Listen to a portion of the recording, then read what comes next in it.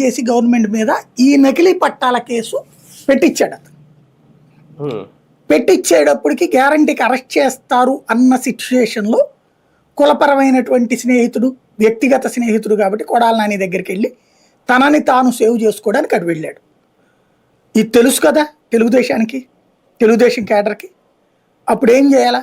కూల్గా వదిలేయాలి.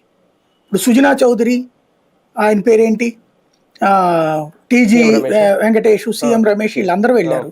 వాళ్ళని గురించి ఇట్లాగా అసభ్యకరమైన కామెంట్లు పెట్టలేదే. వంశీని మాత్రం దారుణాతి దారుణంగా ట్రోల్ చేశారు. దారుణాతి దారుణంగా, వ్యక్తిగతంగా వైసీపీకి వెళ్ళారని వాళ్ళ ఆవిడ్ని అంతా పెట్టి దారుణంగా ట్రోల్ చేశారు. అప్పుడు మొదట వంశీ చెప్పాడు, అయ్యా నేను ఎందుకు వెళ్ళానో తెలుసు, వదిలేయండి.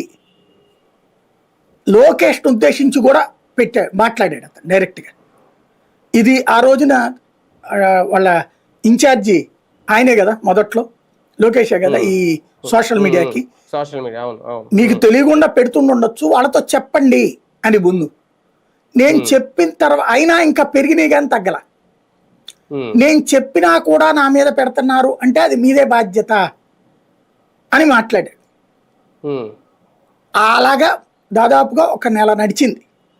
ఈ నెలలోపు వంశీని దారుణాతి దారుణంగా ట్రోల్ చేశారు.